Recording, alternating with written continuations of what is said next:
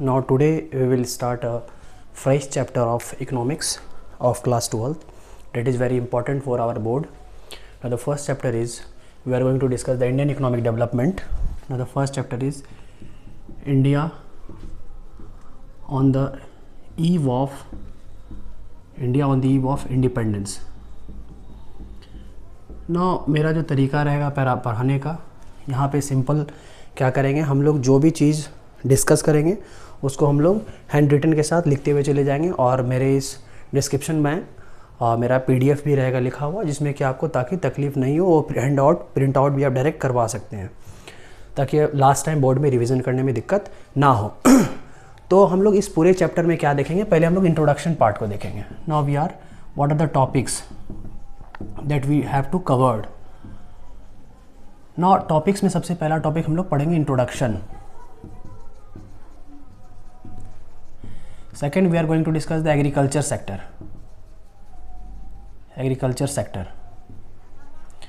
Third one, we are going to discuss the industrial sector. Fourth one, we are discussing the industrial sector. Fourth one, we are going to discuss the demographic structure. Fifth one we are going to discuss the occupational structure. पांचवा हम लोग occupational structure पे बात करेंगे। उसके बाद हम लोग फॉरेन ट्रेड, ये सारा चीज़ के ऊपर हम लोग यहाँ पे वन बाय वन हम लोग डिस्कस करेंगे, ठीक है। Fifth one is the foreign trade and then infrastructure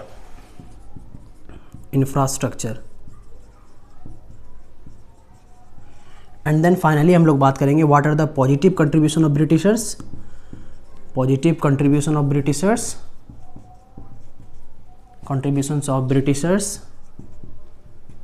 and what are the negative contribution of Britishers. Now जब भी हम लोग इंट्रोडक्शन बात करते हैं तो इंट्रोडक्शन में हम लोग बेसिकली क्या समझेंगे कि हम लोग के इंडिया में क्या क्या कंडीशन था on the eve of independence, जिसमें इंडिया आज़ाद हो रहा था उस हमारे इंडिया में क्या कंडीशन थी इंडियन इकोनॉमिक सेक्टर में। Basically these all things are belong to the economic sector, चाहे हम लोग एग्रीकल्चर के बारे में बात करें, चाहे इंडस्ट्री के बारे में बात करें, चाहे फॉरेन ट्रेड, सारा इकोनॉमी से रिलेटेड है। दैट्स वाई हम लोग इसको इंडियन इकोनॉमिक डेवलपमेंट एक बुक के नाम से पढ़ते हैं, जिसमें भी हम लोग इस चीज़ के बारे में बात करेंगे, ठीक। और हम लोग इस लेक्चर में जितने भी सारी चीज़ को पढ़ेंगे सारे को इजी टर्म्स एंड लैंग्वेज में हम लोग पढ़ेंगे। सबसे पहले हम लोग बात करते हैं इंट्रोडक्शन में।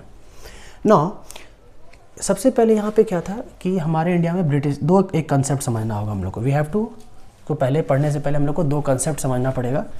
एक कंसेप्ट होता है कॉलोनी, एक होता है क्या, रूलर। एक होता है कॉलोनी, एक होता है ruler. Now when we talk about the introduction, तो पहला पॉइंट हम लोग समझेंगे कि कॉलोनी क्या होता है और सेकंड पढ़ेंगे रूलर क्या होता है। ना इंडिया का जो सिनेरियो था, तो इंडिया के सिनेरियो में क्या था कि India is a colony. India क्या था, एक कॉलोनी था। किसका? इंडिया कॉलोनी था ब्रिटिशर का। तो यहाँ पे रूलर कौन हो गया? ब्रिटिशर्स। तो इसका मतलब क्या हुआ कि इंडिया एक कॉलोनी था, मतलब इंडिया का जो भी economic interest, social interest and political interest lies with the Britishers. इसका मतलब क्या हुआ? The social, economic and political interest of Indians were in the hands of किसके हाथ में था? In the hands of Britishers। किसके हाथ में था? ब्रिटिशर्स। तो यहाँ पे हम लोग इसको क्या बोलते हैं, इस पूरे फिलॉसफी को हम लोग इसको बोलते हैं कोलोनियलिज्म। इस पूरे फिलॉसफी को क्या बोलते हैं हम लोग? कोलोनियलिज्म। इस पूरे फिलॉसफी को हम लोग क्या बोलते हैं? कोलोनियलिज्म। नाउ अब हम लोग को यहाँ पे समझना है दूसरा चीज़ क्या, कि हम लोग को दूसरा चीज़ समझना है क्या कि 1600 ईस्वी में, 1600 ईस्वी में ही यहाँ पे हमारे कंट्री में ब्रिटिशर्स आ गए। ब्रिटिशर्स केम, BR का मतलब ब्रिटिशर्स केम। लेकिन यह बेसिकली उस समय as a British East India company आए थे, as a British East India company. इसको पूरे शॉर्ट फॉर्म में हम लिख रहे हैं, ब्रिटिश ईस्ट इंडिया कंपनी, ठीक।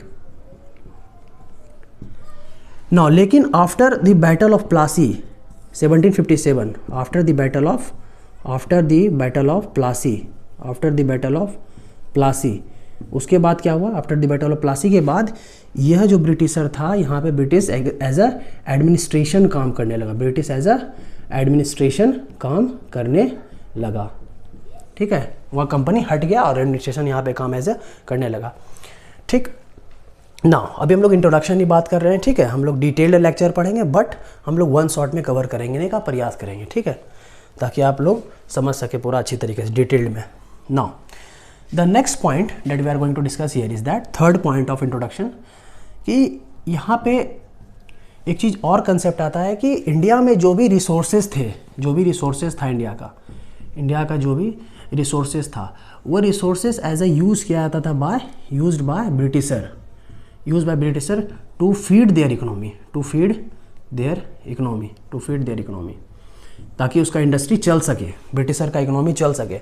इस वजह से इंडिया को एज ए फीडर इकोनॉमी भी कहा गया, इंडिया को एज ए फीडर इकोनॉमी भी कहा गया है। एज अ फीडर मतलब ये उसको खिला रहा है पिला रहा है, फीडर इकोनॉमी किसको कहा गया, इंडिया को, ये कंसेप्ट था, ठीक ना। जब हम लोग और एक पॉइंट और हम लोग यदि कुछ बात करें तो ये सारा पॉइंट हम लोग क्या बात करेंगे इंट्रोडक्शन में, ठीक है, ये सारा पॉइंट हम लोग इंट्रोडक्शन में बात करेंगे। और जितने भी रिसोर्सेज थे उसका क्या किया गया, यहाँ पे ब्रिटिशर के द्वारा एक्सप्लॉयटेशन भी किया गया। हम लोग पूरे डिटेल में बात करेंगे अलग अलग सेक्टर में वन बाय वन क्या क्या था। तो that's it for the introduction part, ठीक। ये हम लोग इंट्रोडक्शन में ये सब चीज़ आप जितना भी है नोट डाउन कर लीजिए, okay. Then I will erase the board, then I will move on to the first topic.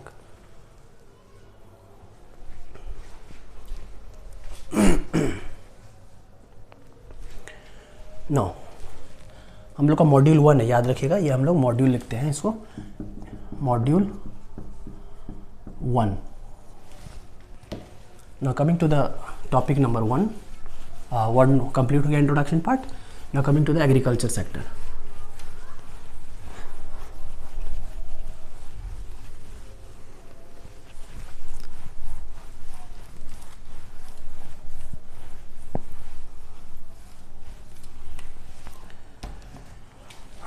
Now agriculture, second point, agriculture. ना जब भी हम लोग एग्रीकल्चर सेक्टर के बारे में बात करते हैं तो हम लोग को एग्रीकल्चर से सिंपली 2 ही क्वेश्चन बन सकते हैं हमारे बुक के अनुसार, ठीक है।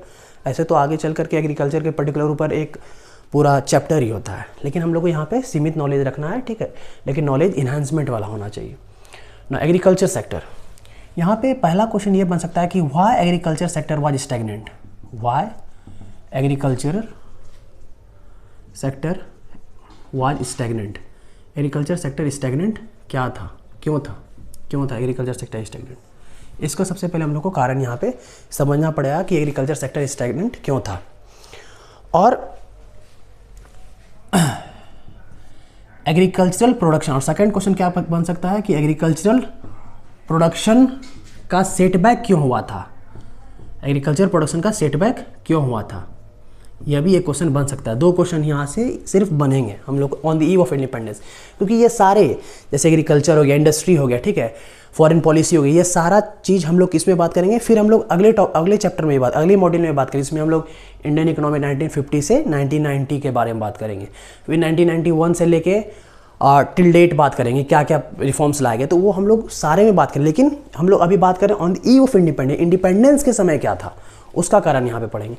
तो पहला को हम लोग यहाँ पे पहले बात करते हैं कि पहला का क्वेश्चन नंबर 1 का ए लिख देते हैं, और क्वेश्चन बी, ए का जब हम लोग आंसर देखेंगे क्लियरली हम आंसर फॉर्मेट में बता देते हैं कि आपके ताकि बढ़िया रहे, किस तरह से आंसर भी आप लिख सकें। हम यदि देखिए मेरा एक फार्मूला क्या रहेगा कि जब भी हम 3 पॉइंट लेंगे तो इस तरह से बनाएंगे, ये 3 पॉइंट लेंगे तो इस तरह से बनाएंगे, और यदि 4 पॉइंट लेंगे तो इस तरह से बनाएंगे, 5 पॉइंट यदि 6 पॉइंट रहेगा तो इस तरह से किसी भी तरह का स्ट्रक्चर तैयार करेंगे, ताकि एक मैप के रूप में आपको याद रहे कि इसमें कितना पॉइंट हम लोगों को लिखना है और कितना पॉइंट हमारे बुक के अनुसार है भी, ठीक है। तो हम लोग यहाँ पे स्टार्ट करते हैं, क्या रीज़न थे ना, तो हम लोग यहाँ पे 4 पॉइंट ले लेते हैं, 1 बाय 1 पहले रीज़न हम लिख लेते हैं, उसके बाद हम लोग डिस्कस पहले करेंगे। सबसे पहला जो रीजन था उसको बोलते हैं हम लोग land revenue settlement, land revenue settlement पहले लिख लेते हैं सिर्फ हेडिंग, फिर उसके बाद 1 बाय 1 समझाएंगे। Second reason is the commercialization of agriculture, commercialization of agriculture. Third one is the lack of resources, lack of resources. Fourth one is that lack of investment, lack of investment. No, हमारे agriculture sector का कारण क्या था setback होने, sorry stagnant होने की। Stagnant का मतलब क्या कि रुका हुआ क्यों था, स्टैग्नेंट मतलब क्या हुआ, रुका क्यों था, ठीक है। तो land revenue settlement, land revenue settlement क्या था, याद रखिएगा कि ये हिस्ट्री का बेसिकली एक पार्ट है, इसमें कि हम लोग चैप्टर भी पढ़ते हैं मॉडर्न हिस्ट्री में land revenue. Land revenue settlement हम लोग 3 सेटलमेंट के बारे में यहाँ पे बात करते हैं। एक होता है आपका परमानेंट सेटलमेंट, परमानेंट सेटलमेंट, एक होता है महलवारी, रैयतवारी, रैयतवारी, और एक होता है तीसरा महलवारी, महलवारी। लेकिन हम लोग को इतना जानना नहीं है, हम लोग को ओवरऑल समझना क्या है कि लैंड सेटलमेंट होता है क्या, लैंड रेवेन्यू सेटलमेंट। देखिए, ब्रिटिशर्स अपने आप को बचाने के लिए, ताकि हम टैक्स कलेक्ट नहीं कर सके, ब्रिटिशर क्या किया था, यहाँ पर ध्यान दीजिएगा, ब्रिटिशर क्या किया था, ब्रिटिशर एक आदमी को अपॉइंट किया जिसका नाम था जमींदार, उसका नाम क्या था, जमींदार। और ये जमींदार जो था वो टैक्स कलेक्ट करता था, किससे, पीजेंट से। वो किससे टैक्स कलेक्ट करेगा, पीजेंट से, ठीक है। तो इस सेटलमेंट को हम लोग क्या कहते हैं, लैंड रेवेन्यू सेटलमेंट। ब्रिटिशर यहाँ पे खुद टैक्स नहीं ले रहा है, ये पीजेंट से क्या करेगा, यहाँ पे पीजेंट इसको टैक्स देगा, ठीक है, और ये टैक्स किसको देगा, ब्रिटिशर इसको देगा। तो यहाँ पर क्या था कि जमींदार एक तरीके का बिचौलिया था ब्रिटिशर और पीजेंट के बीच में, ठीक है। जमींदार क्या था, एक बिचौलिया था ब्रिटिशर्स और पीजेंट के बीच में, जो कि टैक्स कलेक्ट करके किसको देता था, ब्रिटिशर को। और यहाँ पर क्या आप बोलेंगे कि स्टैग्नेंट होने का कारण क्या था, यहाँ पर यदि प्रोडक्शन भी पीजेंट नहीं कर रहा, if there is no production, यदि प्रोडक्शन भी नहीं कर रहा है, यदि प्रोडक्शन भी नहीं कर रहा है, तब पर भी वहाँ पे तुमको टैक्स देना पड़ेगा, ये बोलता था ब्रिटिशर्स, ठीक है। जमींदार बोलता था क्योंकि उसको तो पैसा लेना है, तो यहाँ पे एक्सप्लॉयटेशन हो रहा था लैंड रेवेन्यू सेटलमेंट के थ्रू, ठीक है। ना सेकेंड है commercialisation of agriculture. Commercialisation of agriculture का मतलब कुछ भी नहीं होता है, कॉमर्शियलाइज हो गया, मतलब पैसा कौड़ी का बात यहाँ पे हो रहा है, वाणिज्य के बारे में बात हो रहा है। तो बेसिकली यहाँ पे एग्रीकल्चर को कॉमर्शियलाइज कर दिया। इसका मतलब क्या कि अब हमें एग्रीकल्चर सेक्टर में हम लोग पैसा कमाएंगे। ये कैसे हो सकता है, तो यहाँ पर क्या किया गया, जो मेजर क्रॉप प्रोडक्शन को, क्रॉप प्रोडक्शन से शिफ्ट होकर ये कहाँ चल गया, कैश क्रॉप की तरफ। कहाँ चल गया, कैश क्रॉप की तरफ। कैश क्रॉप क्या होता है, जैसे आप ये काजू हो गया, किशमिश हो गया, कैश्यू नट हो गया, ये सब कैश्यू नट हो गया, ठीक है, ठीक है, नट हो गया, ठीक है, ये सब क्या आपका क्रॉप में है, कैश क्रॉप में है। कैश क्रॉप का मतलब जिससे हम ताकि ज़्यादा से ज़्यादा पैसा कमा सके। तो यहाँ पे इसमें क्या था कॉमर्शियलाइजेशन ऑफ एग्रीकल्चर में, कि जब हम लोग इसका पहले डिफिनेशन पहले लिख लेंगे हम लोग, प्रोडक्शन फॉर सेल। सेकंड, इसमें हाई इल्ड, हाई, यहाँ पे जगह नहीं है, इसको हम लोग यहाँ पे लिखते हैं,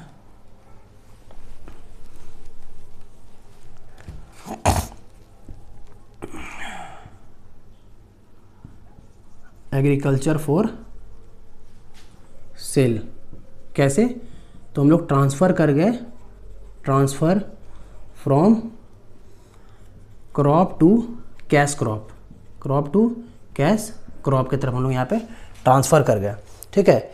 यहाँ पर यदि कैश क्रॉप तब भी ट्रांसफ़र कर गए, तब पर भी जैसे हम लोग यहाँ पे ट्रांसफ़र करें मेजर क्रॉप से, मान लो जैसे मान लीजिए हम लोग चावल उगाते थे, गेहूँ उगाते थे, दाल उगाते थे, उसको हम लोग छोड़ करके हम लोग कैश क्रॉप के ऊपर ट्रांसफ़र कर गए। इससे भी कुछ नहीं हुआ, इससे भी कुछ नहीं हुआ, ठीक है। कोई बेटर इम्प्रूवमेंट नहीं दिखा, no better improvement, no better improvement, no better improvement किसमें, among the farmer, among the farmer, किसी तरह का इम्प्रूवमेंट फार्मर के बीच भी यहाँ पे नहीं दिखता है। No lack of resources. Lack of resources में क्या था, क्या था लैक ऑफ, तो यहाँ पे हम लोग का एग्रीकल्चर फैसिलिटी नहीं था, फर्टिलाइज़र नहीं था, ठीक है, इरिगेशनल फैसिलिटी नहीं था। तो सिंपल यहाँ पे टेक्नोलॉजी नहीं था, simple lack of technology, simple यहाँ पे लिखेंगे टेक्नोलॉजी नहीं था, इरिगेशनल फैसिलिटी नहीं था, इरिगेशनल फैसिलिटी नहीं था, ठीक है। उसके बाद फर्टिलाइज़र नहीं था, ठीक है, फर्टिलाइज़र यहाँ पे हम लोग के पास नहीं था। तो ये सब के वजह से क्या हुआ, रिसोर्सेज की वजह से यहाँ एग्रीकल्चर स्टैग्नेंट रहा। और उसके बाद lack of investment, scarcity of investment, हम लोग के पास क्या था, scarcity of investment, scarcity of investment. आखिरकार क्यों ही ब्रिटिशर हमारे ऊपर खर्च करेगी, ठीक है, और हम लोग के पास वैसे ही हम लोग एक्सप्लॉइटेड हो रहे थे किसी ब्रिटिशर से। तो ये सारा पॉइंट आप नोट डाउन कर लीजिए ताकि एग्जाम में मेन की पॉइंट पता रहेगा, तभी हम लोग आंसर को एक्सप्लेन भी कर सकते हैं। मेनली की पॉइंट पता रहना चाहिए। ये पहला का आंसर था, ठीक है, why agricultural sector was stagnant.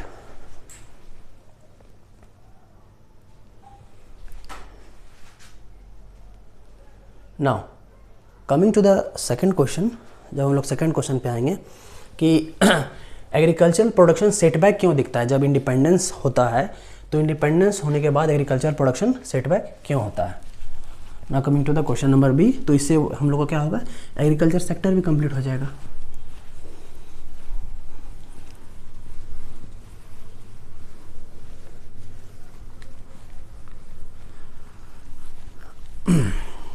ना सेकंड क्वेश्चन कि एग्रीकल्चरल प्रोडक्शन सेटबैक क्यों दिखता है, तो यहाँ पर इसका सिंपल सा आंसर है। एग्रीकल्चर प्रोडक्शन सेटबैक दिखने का, हम लोग का कंट्री क्या था, पार्टीशन हुआ था, ठीक है। तो इंडिया जब पार्टीशन हुआ तो उसकी वजह से क्या हुआ, एक कंट्री क्रिएट हो गया पाकिस्तान, ठीक है।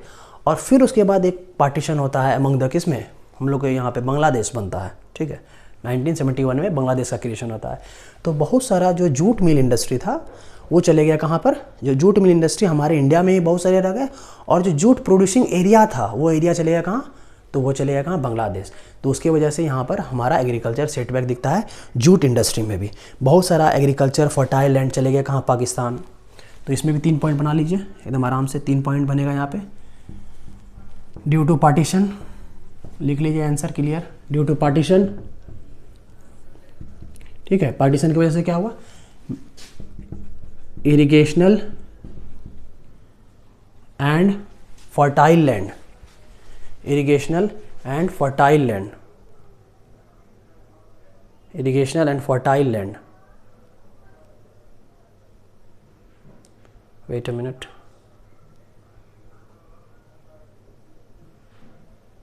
Irrigational and fertile land, irrigational fertile land, या कहाँ चले गया, ट्रांसफ़र टू पाकिस्तान, ठीक है।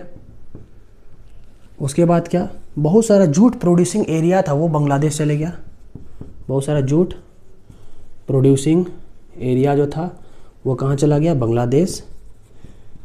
बांग्लादेश देखिए यहाँ पे सिंपल है कि क्यों, इस क्वेश्चन अलग है, स्टैग्नेंट क्यों होता है, सेटबैक क्यों हुआ एग्रीकल्चर प्रोडक्शन में, वहाँ एग्रीकल्चर सेक्टर है, दोनों में अंतर है। सेक्टर मतलब ओवरऑल में क्यों स्टैग्नेंट रहा, और प्रोडक्शन सेटबैक का कारण ये सब है। पार्टीशन के समय में पार्टीशन हुआ, जूट प्रोड्यूसिंग एरिया कहाँ चले गया, बांग्लादेश, ठीक है।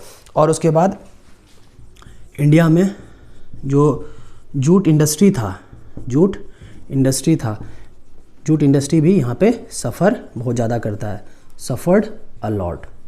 वाई सफ़र्ड अलॉट, कारण यही है कि जूट प्रोड्यूसिंग एरिया कहाँ चले गया, बांग्लादेश, ठीक है, ठीक है। सफ़र्ड अलॉट, कारण क्या था, because lack of raw material, lack of raw material. बस वो कुछ नहीं करना है आपको, आंसर सिर्फ फ्रेम कर देना, ये तो due to partition comma agricultural and fertile land transfer to Pakistan. Second point, jute producing area shifted to Bangladesh, ठीक है।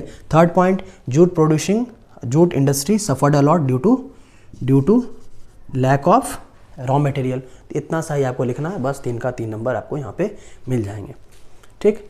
Now complete. Now after writing that we are coming on to the third part, that is the industrial sector,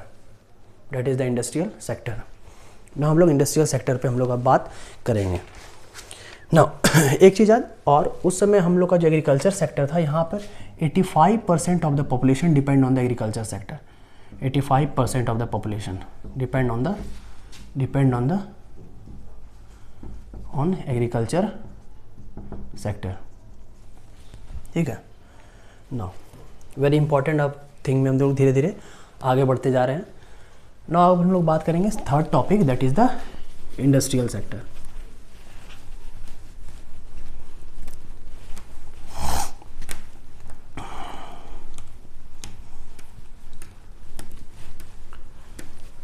ना industrial sector में भी हम लोग ज़्यादा कुछ नहीं देखेंगे, मेजर क्वेश्चन के रूप में ही देख लेंगे कि क्या क्या थे मेन पॉइंट्स, ठीक है। Now third that is industry. Now industry में हम लोग देखेंगे क्या, सबसे पहला चीज़ कि India is a very good, India is a very good in what, India is very good in industrial sector earlier, ठीक है। Before the commencement of the Britisher, Indian industrial sector was very good. How, कैसे Indian industrial sector बहुत ज़्यादा अच्छा था। India is very known for the handicraft industry. सबसे पहला बात यहाँ पे ध्यान देना है कि डिक्लाइन ऑफ हैंडीक्राफ्ट इंडस्ट्री, ठीक है, या डी इंडस्ट्रियलाइजेशन के बारे में बात करना है। यहाँ पे हम लोग decline of handicraft industry, decline of handicraft industry, या इसको हम लोग क्या बोलते हैं, D industrialisation.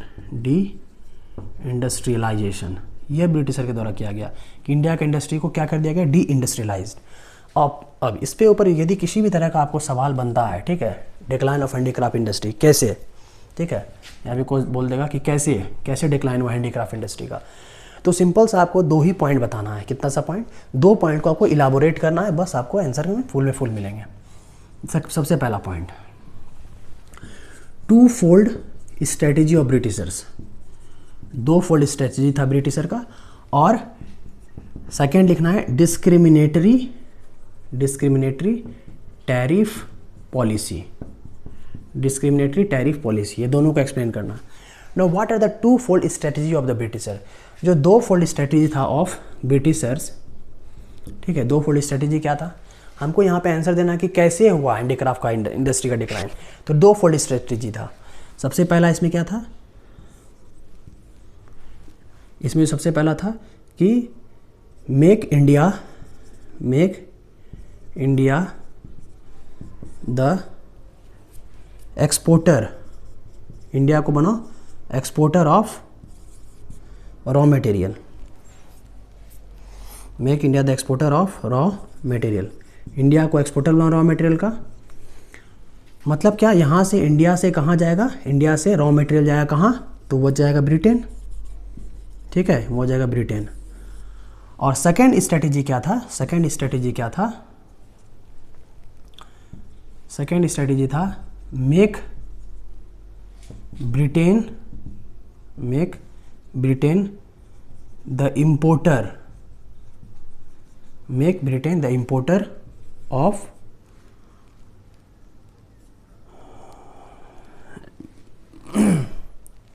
Exporter of raw material भेजेंगे, और make Britain the exporter of finish goods, exporter of finish goods to India.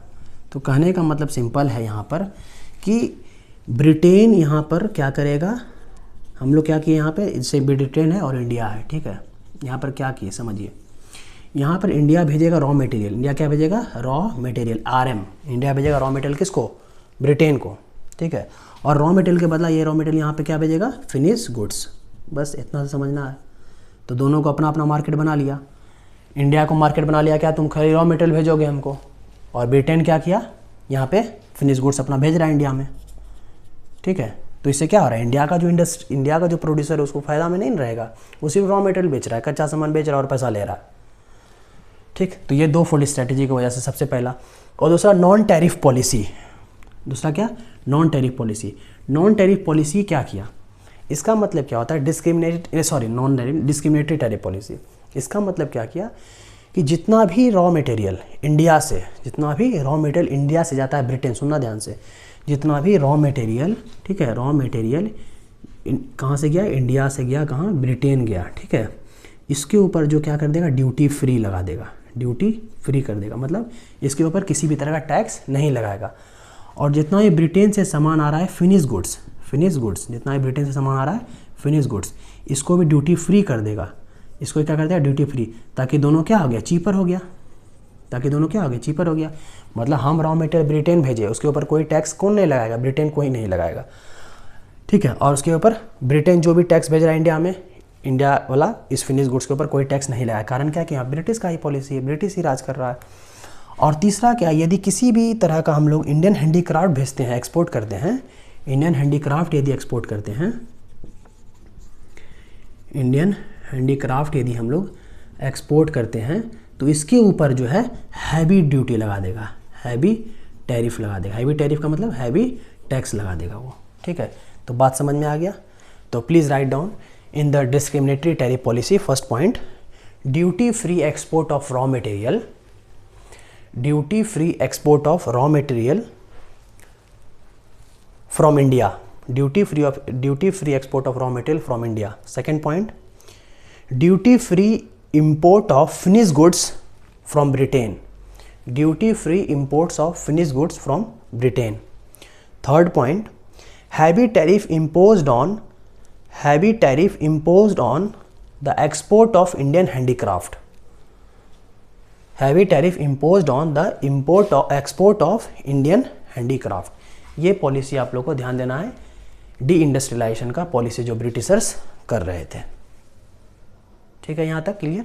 ठीक है, आशा कर रहे हैं कि आप लोग यहाँ पे सारा पॉइंट को समझ रहे होंगे। तो बस 2 पॉइंट याद रखना है, टू फोल्ड स्ट्रेटेजी और डिस्क्रिमिनेटरी टैरिफ पॉलिसी, किस में? तो डी इंडस्ट्रियलाइजेशन में। ठीक ना, सेकेंड हम लोग क्या बात करेंगे इसमें, इंडस्ट्री में, कि क्या इम्पैक्ट पड़ा, डी इंडस्ट्रियलाइजेशन जो हुआ इसका इम्पैक्ट क्या पड़ा। यदि किसी कंट्री में डी इंडस्ट्रियलाइजेशन हो जाएगा, मतलब क्या, यदि किसी कंट्री में डी इंडस्ट्रियलाइजेशन का मतलब क्या कि आपका इंडस्ट्री बर्बाद हो रहा है, ठीक है, इंडस्ट्री खत्म हो रहा है, तो इम्पैक्ट क्या पड़ेगा, impact of deindustrialization, impact of deindustrialization. जब हम लोग इम्पैक्ट ऑफ डी इंडस्ट्रियलाइजेशन के बारे में बात करते हैं तो ये इम्पैक्ट स्वाभाविक है कि एडवर्स रहेगा। क्या रहेगा? एडवर्स मतलब खराब रहेगा, ठीक है, खराब रहेगा। तो इसका इम्पैक्ट पड़ता है हमारे टोटली सेक्टर में, अलग अलग सब सेक्टर में पड़ता है। तो सबसे पहला इम्पैक्ट पड़ा अनएम्प्लॉयमेंट, हमारा इंडस्ट्री खत्म हो जाएगा तो अनएम्प्लॉयमेंट बढ़ जाएगा, क्लियर, ये तो सब नॉर्मल कंसेप्ट है। सेकंड, हम लोग का इनकम घट गया, ठीक है, लोगों का इनकम धीरे धीरे क्या होने लगा, घटने लगा। तीसरा क्या होगा कि हम लोग का इंडिया जो क्या हो गया, इम्पोर्टर बन गया, importer of cheap manufacture goods, importer of cheap manufactured goods. India जो इंपोर्ट करने लगा मैन्युफैक्चर गुड्स, ठीक है, कहाँ से? ब्रिटेन से, क्योंकि आदमियों क्या चाहिए, सस्ता था, लेने लगा, स्टार्ट कर दिया, ठीक है। उसके बाद lack of capital goods industry, lack of capital goods industry. अब भला क्या ब्रिटिशर हमारे इंडिया में कैपिटल गुड्स इंडस्ट्री क्यों लगाएगा? अब कैपिटल गुड्स इंडस्ट्री का मतलब क्या होता है, देखिए बेसिकली 2 तरह का गुड्स होता है, एक होता है कंज्यूमर गुड्स, एक होता है कैपिटल गुड्स, ठीक है। एक क्या होता है? कंज्यूमर गुड्स, देखिए ध्यान दीजिएगा, एक होता है कंज्यूमर गुड्स और एक होता है कैपिटल गुड्स। हम लोग बेसिक एक भी पॉइंट आपको ऐसा नहीं लगेगा कि नहीं बता रहे, सारा का सारा पॉइंट आप लोग को यहाँ पे बता रहे हैं, ठीक है। कैपिटल कंज्यूमर गुड्स का मतलब क्या होता है? जो कंज्यूमर डायरेक्टली कंज्यूम करता हो, ठीक है, directly consume by the consumer, that is known as consumer good, ठीक है। जैसे टूथपेस्ट हो गया, किसी भी तरह का आइटम हो गया खाने पीने का, तो डायरेक्टली कंज्यूम कर रहे हैं।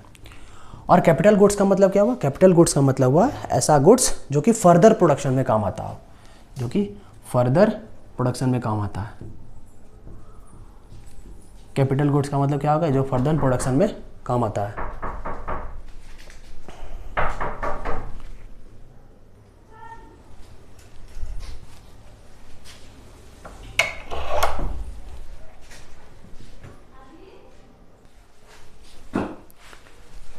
सेकेंड टाइप का क्या होता है? Capital goods. कैपिटल गुड्स का मतलब क्या होता है? ऐसा गुड्स जो कि फर्दर प्रोडक्शन के लिए काम आता है, जैसे मशीन, ठीक है, जैसे मशीन हो गया, ठीक है, जैसे फैक्ट्री। तो यहाँ पर जो भी प्रोडक्ट बनते हैं वो सारा क्या है? फर्दर यूज़ होते हैं, directly not consume by the consumer, ठीक है। तो वही बात कर रहे थे कि जब हम लोग के कंट्री में ब्रिटिशर ने इंडस्ट्री को एक्सप्लॉइट कर दिया, ख़त्म कर दिया, डी इंडस्ट्रियलाइज कर दिया, तो उसकी वजह से क्या हुआ? Lack of capital goods industry. तो वो क्यों बनाया गया हम लोग के इंडिया में कैपिटल गुड्स इंडस्ट्री?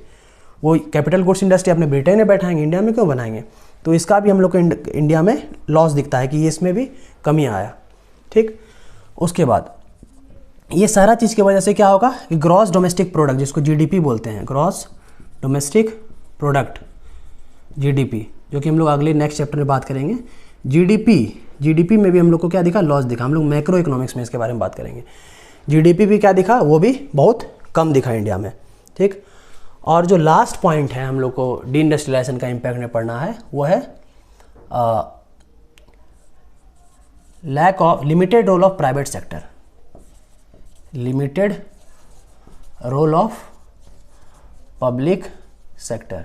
नौ, चूंकि सरकार किसका था, ब्रिटिश का था, तो वो अपना रोल हमेशा इसमें कम दिखाएगा इंडस्ट्रियल एरिया में, क्योंकि ब्रिटिशर क्या करना था, बेसिकली करना था क्या कि डी इंडस्ट्रियलाइज, जितना भी इंडस्ट्री है सबको खत्म कर दो। तो ये दो क्वेश्चन ही आप लोग को बन सकते हैं पूरी एग्जाम में। एक पहला है डिक्लाइन ऑफ हैंडीक्राफ्ट इंडस्ट्री, कि हैंडीक्राफ्ट इंडस्ट्री का डिक्लाइन क्यों हुआ, तो ये 2 पॉइंट मात्र लिखना है, इसी को पूरा एलाबोरेट करना है, और मैंने इसका पॉइंट आपको लिखवा भी दिया बाय डिक्टेटिंग।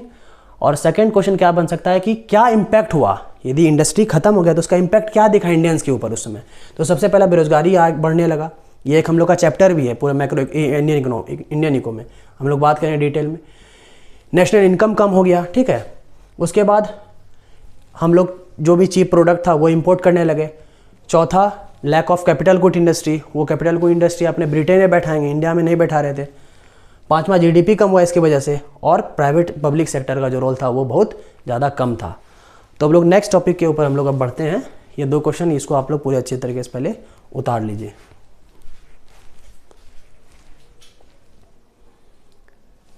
ठीक,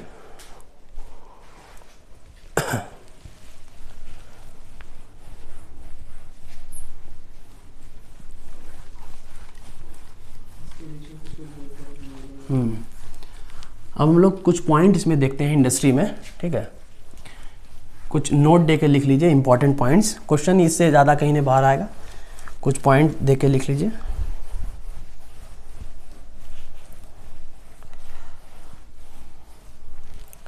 नो इंपॉर्टेंट पॉइंट्स। अभी यही टॉपिक चल रहा है, तीसरा नंबर ही हम लोग का मॉड्यूल 1 में, इंपॉर्टेंट पॉइंट्स इंडस्ट्री में। पहला पॉइंट लिखिए कि जो जूट मिल था, ठीक है, जो जूट मिल था ये बेसिकली कंसंट्रेटेड था, किसके हाथ में ज़्यादा था, कंसंट्रेटेड बाय द फॉरेनर्स, या कंसंट्रेटेड की जगह ज़्यादा अच्छा रहेगा डोमिनेटेड लिखिए, डोमिनेटेड बाय द फॉरेनर्स, ठीक। क्योंकि ये बांग्लादेश चले गया था, बांग्लादेश में मेजरली जूट प्रोड्यूसिंग एरिया चले गया था, ठीक है। और जो कॉटन मिल था, जो कॉटन मिल था ये ज़्यादा कहाँ था, ये ज़्यादा था आपका गुजरात के एरिया में, ठीक है, गुजरात के एरिया में, महाराष्ट्र के एरिया में, ठीक है। और सेकंड, ये किसके द्वारा डोमिनेटेड था, dominated by the Indians, dominated by the Indians. उसके बाद तीसरा पॉइंट, एक मान लीजिए एमसीक्यू में क्वेश्चन आ गया कि टिस्को, ठीक है, Tata iron and steel company, इसका फाउंडेशन कब हुआ था, तो 1907 में यह सेटअप हुआ था। कब हुआ था, 1907। नौ, तो ये सारा पॉइंट आपको ध्यान देना है बस इंडस्ट्री में, इसके अलावा आपको कुछ भी ध्यान नहीं देना इंडस्ट्री में, बस जितना है इतना सा ही।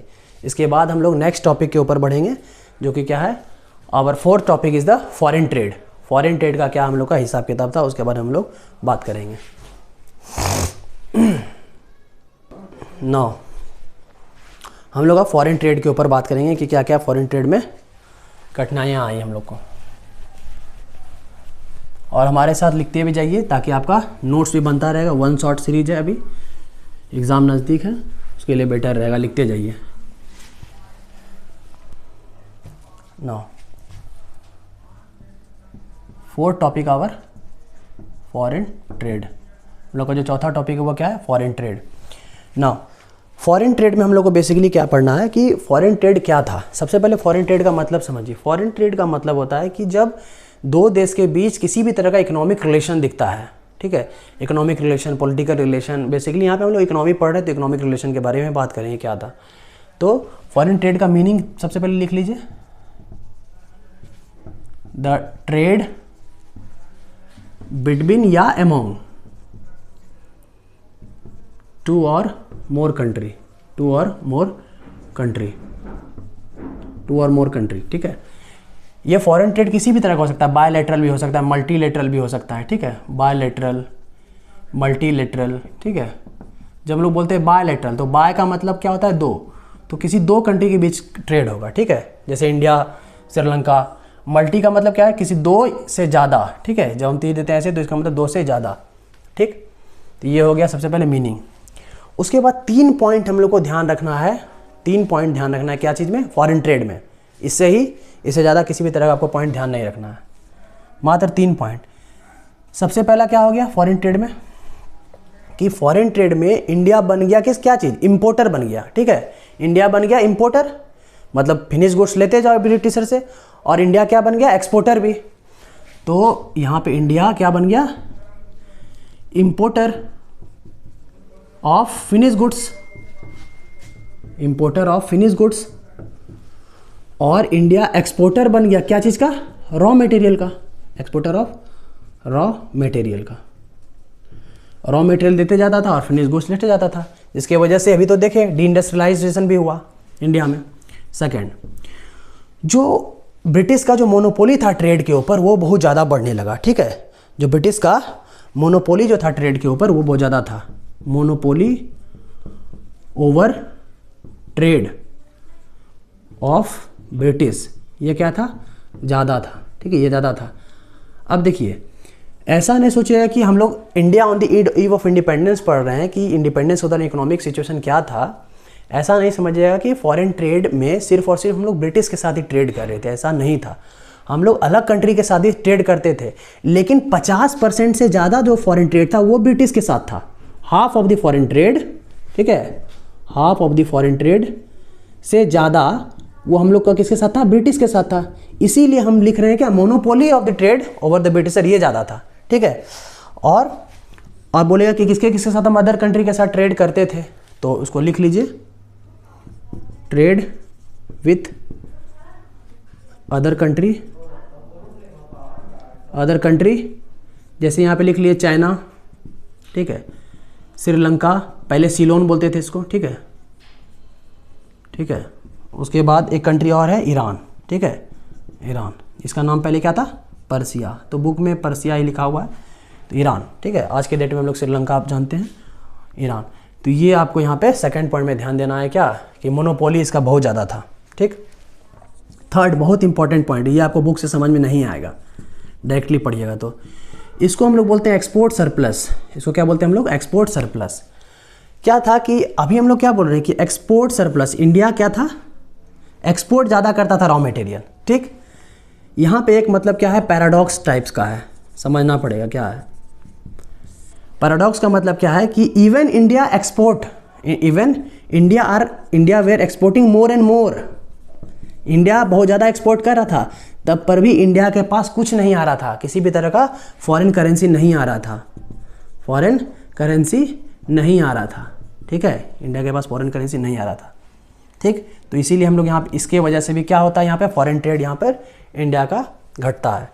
और अब यहाँ पे समझना है कि इंडिया करता क्या था, मान लीजिए पैसा यदि कुछ आ भी रहा है, कुछ अमाउंट ऑफ क्वांटिटी में पैसा आ भी रहा है, तो जो भी पैसा आता था इंडिया क्या कर देता था, गवर्नमेंट का बिल्डिंग बनाता था। ठीक है, उसको बिल्डिंग बनाता था। ठीक है, उसके बाद एक्सपेंसेस ऑन वार, उस समय वार जो होता था उसमें खर्चा कर देता था ब्रिटिशर, एक्सपेंसेस ऑन वार। उसके बाद यहाँ तक कि जो एडमिनिस्ट्रेशन होता था ब्रिटेन का वो भी इंडिया के ही पैसे से ही चलता था। ठीक है, जो ब्रिटिश का जो एडमिनिस्ट्रेशन होता था, एडमिनिस्ट्रेशन ऑफ ब्रिटिश, वो भी जो है फाइनेंस्ड बाय इंडिया। ठीक है, वो भी फाइनेंस्ड बाय इंडिया ही था। तो कहाँ से आएगा, एक्सपोर्ट सरप्लस है, पैसे नहीं है। ठीक है, तो ये 3 पॉइंट आपको समझना होगा फॉरेन ट्रेड में। ठीक है, ये 3 पॉइंट को अच्छे तरीके से लिख लीजिए, और इससे डायरेक्ट क्वेश्चन ही दिया जाएगा कि क्या हिसाब किताब था, क्या था foreign trade on the eve of independence. तो इससे ज़्यादा आपको कुछ नहीं लिखना है।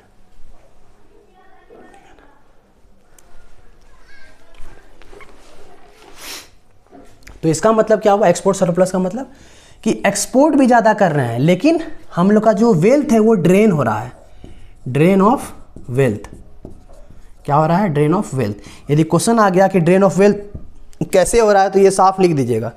पहला पॉइंट क्या था कि बिल्डिंग के ऊपर खर्च हो रहा था, मतलब बिल्डिंग यहाँ पे बन रहा था। ठीक है, बिल्डिंग्स वेयर मेड, बड़ा बड़ा बिल्डिंग बना रहा था। एक्सपेंसेस ऑफ वार, उसके बाद जो भी एडमिनिस्ट्रेशन था ब्रिटिश का, कहाँ, इन इंग्लैंड, क्लियर लिख लीजिए, वो भी फाइनेंस कौन करता था, इंडिया। यदि क्वेश्चन आ गया कि ड्रेन ऑफ वेल्थ का कारण क्या था, तो ये सब भी था। ठीक है, इसको लिख लीजिए। अब हम लोग आगे अगले टॉपिक के ऊपर बढ़ेंगे, जो कि है डेमोग्राफिक स्ट्रक्चर। ठीक है, डेमोग्राफिक स्ट्रक्चर। नो, पांचवा टॉपिक हम लोग जा रहे हैं पढ़ने, डेमोग्राफी। नो, डेमोग्राफी आप लोग पहले कभी सुने नहीं होंगे क्योंकि ये नया टर्म है इंडियन इको का, ठीक है, इंडियन इको में ज़्यादा यूज होता है डेमोग्राफी। डेमोग्राफी का बेसिकली मतलब क्या होता है वो देखेंगे, ठीक है। 1921 को क्यों बोलते हैं the year of great divide, वो देखेंगे। और क्या कंडीशन था, क्या डेमोग्राफिक सिचुएशन था हमारे इंडिया का on the eve of independence, मतलब इंडिपेंडेंस के दौरान। तो फर्स्ट हम लोग स्टार्ट करते हैं, ये चौथा टॉपिक होगा डेमोग्राफिक स्ट्रक्चर, ठीक है। तो सबसे पहले समझेंगे डेमोग्राफी क्या होता है। डेमोग्राफी सिंपली कुछ नहीं होता है, पॉपुलेशन का कैरेक्टरिस्टिक्स होता है। मतलब किसी एक मान लीजिए सोसाइटी में, किसी एक स्टेट में या किसी एक कंट्री में, ठीक है, किसी एक सोसाइटी में, किसी एक स्टेट में या किसी एक कंट्री में कितना मेल फीमेल है, ठीक है, कितना एजेड ग्रुप है या कितना यंग है, कितना ओल्ड है। तो कैरेक्टरिस्टिक्स जो स्ट्रक्चर दिखाता है उसको हम लोग क्या बोलते हैं, डेमोग्राफी, ठीक है। डेमोग्राफी का मतलब क्या हो गया, characteristics of a population, simple.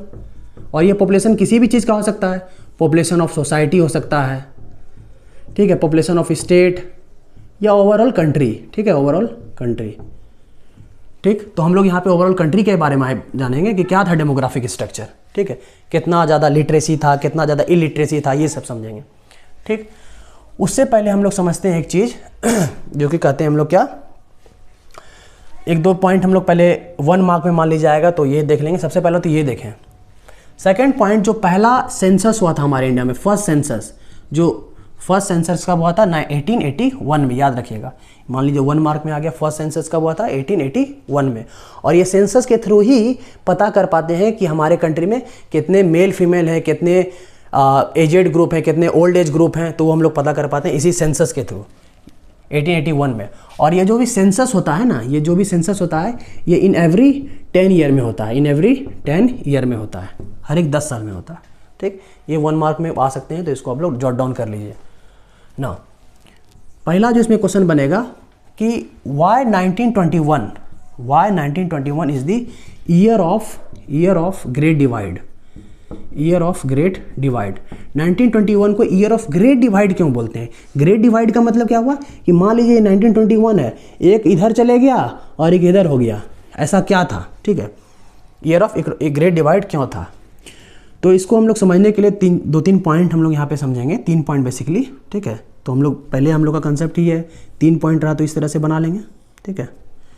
सबसे पहला कि 1921 में हम लोग सबसे पहले लिखेंगे demographic transition take place, demographic transition take place, मतलब किसी तरह का बदलाव दिखा डेमोग्राफी में, किसी तरह का यहाँ पे बदलाव दिखा। क्या बदलाव दिखा बिफोर 1921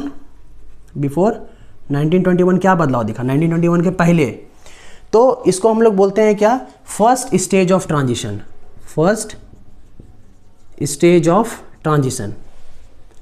मतलब पहला बदलाव क्या दिखा उसको बोलते हैं हम लोग फर्स्ट स्टेज। इस स्टेज में क्या था, हमारे कंट्री में बहुत ज़्यादा हाई बर्थ रेट था, मतलब पॉपुलेशन एक्सप्लोजन एक तरह से समझ लीजिए हो रहा था, उसको हम लोग क्या बोलते हैं, high birth rate, high birth rate. सबका मीनिंग 1 बाय 1 बता देंगे, पहले लिख लीजिए। और सेकंड क्या था, हाई डेथ रेट भी था, धड़ल्ले से मर भी रहा है लोग, ठीक है। अब देखिए हाई बर्थ रेट होने का कारण भी बहुत सारा हो सकता है। हाई बर्थ रेट का कारण क्या है, lack of awareness, lack of educational facility, ठीक है, ठीक है, लैक ऑफ एजुकेशनल किसमें, हेल्थ सेक्टर में। तो यहाँ पे lack of high birth rate था। और हाई डेथ रेट क्यों था, क्योंकि मेडिकल फैसिलिटी बहुत ख़राब था उस समय, ठीक है, ये भी कारण है। तो इसको हम लोग क्या बोलते हैं, फर्स्ट स्टेज ऑफ ट्रांजिशन, ठीक है, जहाँ पर हाई बर्थ रेट होगा और हाई डेथ रेट भी होगा, ठीक है, हाई बर्थ रेट भी होगा और हाई डेथ रेट भी होगा। नो, थर्ड आफ्टर 21, अब 21 के बाद क्या हो गया, 21 के बाद बच्चों हो गया क्या, इसको हम लोग बोलते हैं second stage of transition, second stage of transition. Second stage of transition का मतलब क्या होता है यहाँ पे, इसका मतलब क्लियर लिख लीजिए, हाई बर्थ रेट तो होगा, हाई बर्थ रेट, BR मतलब बर्थ रेट तो होगा, लेकिन लो डेथ रेट होगा, लेकिन क्या होगा, लो डेथ रेट होगा, बिकॉज क्या होगा, लो डेथ रेट होगा। मतलब यहाँ पे एक तरह से क्या हो रहा है, यहाँ पे एक तरह से पॉपुलेशन एक्सप्लोजन हो रहा है। क्या हो रहा है, पॉपुलेशन एक्सप्लोजन, ठीक है, पॉपुलेशन एक्सप्लोजन हो रहा है। तो इस वजह से हम लोग यही 3 वजह से जानते हैं क्या, कि 1921 is the year of great divide, ठीक है, ईयर ऑफ ग्रेट डिवाइड। बस इतना सा आपको पॉइंट यहाँ पे ध्यान देना है। नाउ आपसे यदि क्वेश्चन करेगा कि डेमोग्राफिक स्ट्रक्चर का फीचर क्या था उस समय, इंडिपेंडेंस के दौरान, जिस समय इंडिया आज़ाद हो रहा था, उस समय फीचर क्या था। अब फीचर में कुछ नहीं, हम लोग किस चीज़ के बारे में बात करें, स्ट्रक्चर, डेमोग्राफी के बारे में। तो यहाँ पे आपको बेसिकली लिटरेसी रेट के बारे में बताना है, बेसिकली क्या है, एजुकेशनल स्टेटस बताना है, क्या था, कितना लोग पढ़े लिखे थे, कितना % लोग पढ़े लिखे थे। फिर आपको हेल्थ फैसिलिटी के बारे में बताना है। ये सब करेक्ट है, मतलब आपको मेन पॉइंट है, पॉइंटर याद कीजिए, अपने मन से भी लिख सकते हैं। हेल्थ सेक्टर के बारे में बताना है कि यहाँ पे हेल्थ विभाग में क्या हिसाब किताब था, ठीक है। तो 1 बाय 1 हम लोग लिख देते हैं इसको, और इसको इसी तरह आपको लिख के यहाँ पे आ जाना है, ठीक। तो क्या फीचर था, फीचर, ठीक, पहला। और याद रखिएगा कि सब चीज़ तो निगेटिव ही होगा, क्योंकि ब्रिटिशर आ चुका है इंडिया में, ठीक है, सब चीज़ खराब ही होगा एक तरह से इंडिया में। जो भी बढ़िया था वो भी खराब करके चले गए, जैसे इंडस्ट्री।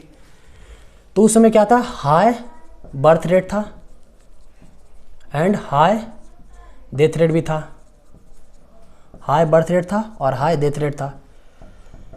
उसके बाद क्या, लिटरेसी लेवल भी बहुत ज़्यादा कम था, लिटरेसी लेवल भी बहुत ज़्यादा कम था। ओवरऑल देखे तो 16% लिटरेसी था, ओवरऑल देखें तो 16% लिटरेसी था। यदि फीमेल में देखें तो 7% लिटरेसी था, ठीक। हेल्थ फैसिलिटी बहुत ज़्यादा कम था, हेल्थ फैसिलिटी क्या था, बहुत पुअर, हेल्थ फैसिलिटी क्या था, बहुत ज़्यादा पुअर, ठीक है। इसकी वजह से डेथ रेट भी बहुत ज़्यादा था। तो ये सारा पॉइंट आपको यहाँ पे लिखना है, ठीक है। उसके बाद ये देखें, high mortality rate, high mortality rate भी हाई था। अब मोर्टेलिटी रेट का मतलब क्या होता है, मोर्टेलिटी रेट का मतलब होता है कि जितना पर 1000 में, ठीक है, पर 1000 में जितना बच्चा मरता हो, ठीक है, मान ले 18, उसमें क्या था, पर 1000 में 18 बच्चा मरता था, ठीक है, पर 100 में, सॉरी पर 1000 में, ठीक है, कितना बच्चा मरता था, 18, उसमें कितना मोर्टेलिटी रेट था, 18। तो हाई मोर्टेलिटी रेट भी था हमारे इंडिया में। उसके बाद life expectancy ratio, life expectancy का मतलब क्या होता है, the average expected life of a human being. जो मैं बोल रहा हूँ उसको लिखते जाइए, यदि इंग्लिश में कुछ बोल रहे हैं तो उसको जॉट डाउन भी करते जाइए। The average expected life of a human या पर्सन, ठीक है। तो उस कितना था, याद रखिएगा 44 ईयर था उस समय, कितना था, 44 ईयर। तो ये सारा क्या चीज़ है, फीचर्स है, ठीक है। ये पॉइंटर के रूप में लिख दिए ताकि आपको याद करने में सहूलियत होगा। बर्थ रेट हाई रेट ज़्यादा था, डेथ रेट, लिटरेसी लेवल मतलब क्या हुआ यहाँ पे, याद रखने का तरीका क्या, एजुकेशन से रिलेटेड है, या क्या से रिलेटेड है, हेल्थ से रिलेटेड है, ठीक है। यह भी हेल्थ से रिलेटेड है, यह भी हेल्थ से रिलेटेड है, ठीक है। तो याद रखने का ये सब टेक्निक है। ये 3 पॉइंट हेल्थ से रिलेटेड है ना। Health facility poor, high mortality rate ज़्यादा, लाइफ एक्सपेक्टेंसी बहुत ज़्यादा कम, ठीक। अभी कितना है, अभी कितना होगा, अभी लमसम कितना हो गया हम लोग का, 65 प्लस है, 68 होगा, ठीक है। तो ये हम लोग का फीचर है, क्या चाहिए, demographic structure on the eve of independence, ठीक है, on the eve of independence. No, तो ये पॉइंट आप लोग नोट डाउन पहले कर लीजिए, then I will move on to the next topic, that is the occupational structure. मतलब ऑक्यूपेशनल स्ट्रक्चर में क्या क्या हिसाब किताब था।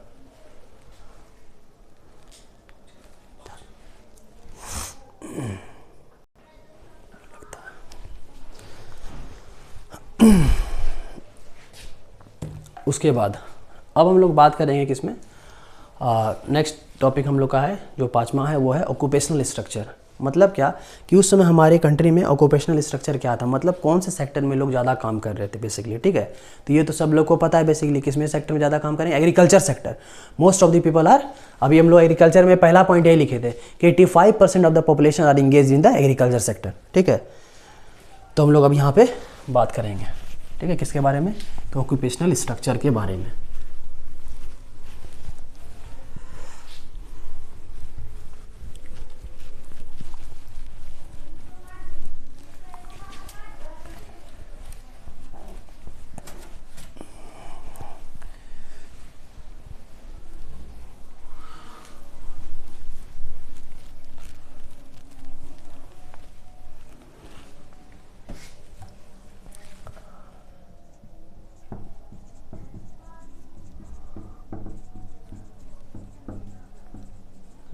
No occupational structure. सबसे पहले तो इसका मीनिंग समझ लीजिए क्या होता है। इसका मतलब क्या होता है, लिख लीजिए इसको सबसे पहले। It refers to the distribution of work force, it refers to the distribution of work force in different sectors. मतलब क्या हुआ, वर्क फोर्स, ठीक है, work force in different sector, different sector. अब वो कौन से सेक्टर हो सकते हैं, वो 3 सेक्टर है। पहला पॉइंट हो गया, it refers to the distribution of work force in different sectors of the economy. और ये सेकंड पॉइंट लिखा है, पहला पॉइंट तो ये हो गया। सेकंड, अलग अलग सेक्टर कौन कौन से हैं हमारे इंडिया में, ऐसे अभी क्लियर बात करते हैं तो एग्रीकल्चर हो गया, ठीक है, पहला। दूसरा मैन्युफैक्चरिंग सेक्टर, ठीक है, मतलब इसको हम लोग इंडस्ट्रियल सेक्टर बोले। और तीसरा जो होगा वो क्या होगा, सर्विस सेक्टर, ठीक है, सर्विस सेक्टर। तो सर्विस में हम लोग का ट्रांसपोर्ट आएगा, कम्युनिकेशन रहेगा, ठीक है, ये सब चीज़ हम लोग का आएगा, ठीक। उसके बाद जब हम लोग बात करते हैं, ठीक है, तो उस समय हम लोग का बात करना है यहाँ पर कि किस किस सेक्टर में सबसे ज़्यादा था, ठीक। तो सबसे पहला जैसे प्राइमरी सेक्टर, प्राइमरी का मतलब क्या है, agriculture, primary, secondary, tertiary, primary, secondary, tertiary. तो 72% जो पॉपुलेशन था हमारा इंगेज था किसमें, ऑक्यूपेशनल स्ट्रक्चर। मतलब 72% of the people are involve in the primary sector. उसके बाद सेकेंडरी में कितना था, 10%, मात्र 10%। और टर्सरी में कितना था, 18%। इसी तरीके से आप लोग लिख लीजिए पॉइंटर्स में, ठीक है। तो इसका मतलब क्या हुआ कि यहाँ पर क्या चीज़ दिख रहा है, यहाँ पर दिख रहा है प्रीडोमिनेंस ऑफ एग्रीकल्चर सेक्टर, ठीक है, एग्रीकल्चर सेक्टर का यहाँ पर प्रीडोमिनेंस दिख रहा है उस समय, ठीक ठीक। लेकिन साथ ही साथ उस समय क्या हो रहा था कि बहुत सारे स्टेट में, जैसे हमारे स्टेट यहाँ पे नाम दिए हुए तमिलनाडु, ठीक है, आंध्र प्रदेश, तमिलनाडु है, ठीक है, जैसे Andhra Pradesh, Kerala, Karnataka, mainly south state में, ठीक है, वहाँ पर क्या हो रहा था, मतलब एक तरीके से हम लोग कह सकते हैं क्लियर वर्ड की रीजनल वेरिएशन दिख रहा था, रीजनल इम्बैलेंस दिख रहा था ऑक्यूपेशनल स्ट्रक्चर में। रीजनल इम्बैलेंस का मतलब क्या हुआ कि किसी जगह आपको दिख रहा है क्या कि एग्रीकल्चर सेक्टर लोग अपना रहे हैं और किसी जगह दिख रहा है एग्रीकल्चर सेक्टर से लोग भाग रहे हैं, ठीक है, तो उसको बोलते हैं रीजनल इम्बैलेंस। यहाँ पर इसमें जैसे हम लोग यहाँ पे साउथ का स्टेट के बारे में बात करते हैं, याद रखने के लिए याद रखिए साउदर्न स्टेट, जैसे साउदर्न स्टेट्स, जैसे हो गया आपका केरला, केरला, कर्नाटका, आंध्र प्रदेश, ठीक है, आंध्र प्रदेश, एटसेट्रा। यहाँ पर क्या था कि यहाँ से जो लोग भाग रहे कहाँ, तो यहाँ से जो लोग भाग रहे हैं in shifting towards the manufacturing sector, shifting towards manufacturing sector. Clearly लिख लीजिए इस चीज़ को, मैन्युफैक्चरिंग सेक्टर, क्योंकि ऑक्यूपेशनल स्ट्रक्चर से कोई भी क्वेश्चन आएगा तो इससे बाहर एक भी नहीं आएगा, इस पॉइंटर्स के बाहर से। आपको टोटली एक्सप्लेन करने के लिए आएगा तो टोटल पॉइंट ही एक्सप्लेन करना पड़ेगा, ठीक। कहाँ भाग रहे हैं, तो मैन्युफैक्चरिंग सेक्टर के तरफ भाग रहे हैं, ठीक, पहला। लेकिन कुछ ऐसे स्टेट थे जैसे राजस्थान हो गया, जैसे गुजरात हो गया, ठीक है, जैसे उड़ीसा हो गया, जैसे पंजाब हो गया, तो यहाँ पर एग्रीकल्चर सेक्टर का महत्व धीरे धीरे बढ़ने लगा।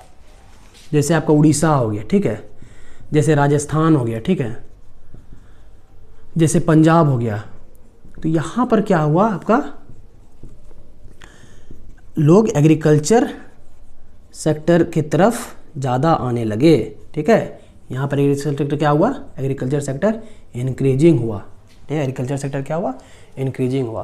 तो ये ओवरऑल हम लोग बात कर लिए किसमें, ऑक्यूपेशनल स्ट्रक्चर में। अब यहाँ पर आप नहीं पूछेगा कि वर्क फोर्स का मतलब क्या होता है। वर्क फोर्स हम लोग अनएम्प्लॉयमेंट चैप्टर में डीप में बात करेंगे, वर्क फोर्स क्या होता है, लेबर फोर्स क्या होता है, ठीक है, ये सब चीज़ के बारे में हम लोग डीप में बात करेंगे। वर्क फोर्स के ऊपर दोनों में अंतर है, वर्क फोर्स, लेबर फोर्स, ठीक है। उसके बाद LPFR, labour force participation rate, ये सारा चीज़ के ऊपर बात करेंगे, ठीक है। तो अभी कोई ज़रूरी नहीं है आपको पूछने का।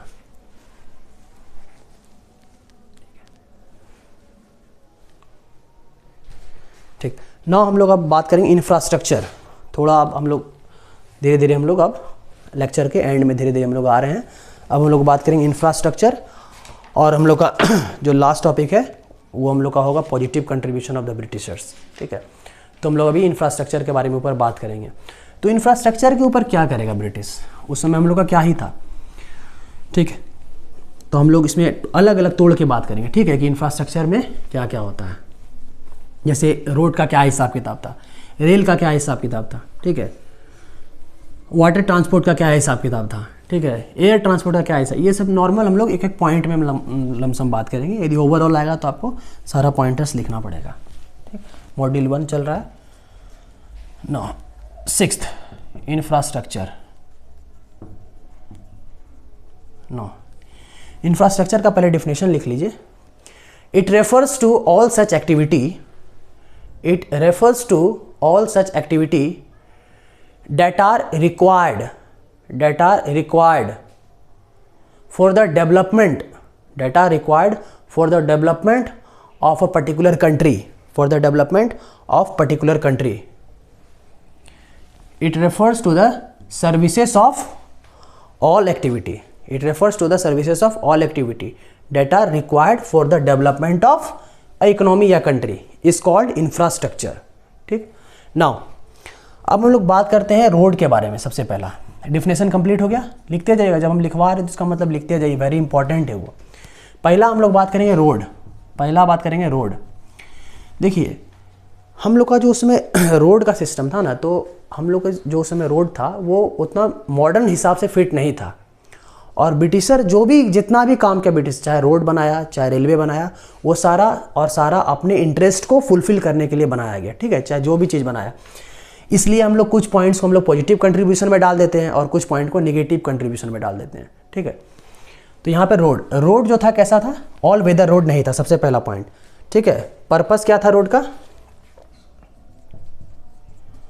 पर्पस क्या था कि वो अपने आर्मी को, ठीक है, to shift their army via road, ठीक है, अपने आर्मी को शिफ्ट करना, to fulfil their own economic interest, पहला बात, ठीक। Second point, lack of all weather road का मतलब क्या हुआ कि ऐसा रोड जो कि हर एक वेदर में काम आ जाए, वो उसका कमी था, ठीक है, lack of all weather road. तो यदि ऑल वेदर रोड का कमी यदि दिक्कत होगा तो यहाँ पर क्या होगा, रेनी सीजन में प्रॉब्लम होगा, ठीक है। इतना सा आप लोग को यहाँ पे ध्यान देना है रोड में, ठीक है। तो बेसिकली इससे ज़्यादा कुछ नहीं है। आप लोग को जो भी इंफ्रास्ट्रक्चर आएगा तो आपको पूरा होल यदि क्वेश्चन आएगा, एक पर्टिकुलर रोड से नहीं आएगा कि रोड क्या था, ठीक है। सेकंड हम लोग बात करेंगे रेलवे, ठीक है, रेलवे। तो रेलवे का क्या हिसाब किताब था, तो सबसे जो पहला आपको क्वेश्चन आ सकता है इसमें एक मार्कर में कि सबसे पहला रेलवे कहाँ से कहाँ तक चला। तो याद रखिएगा सबसे पहला रेलवे बॉम्बे टू ठाणे चला था, ठीक है। 1853 में railway from Bombay to Thane, Bombay से ठाणे तक चला था, ठीक है। और मेजर कंट्रीब्यूशन है रेलवे का, ठीक है, railway is a major contribution by the British,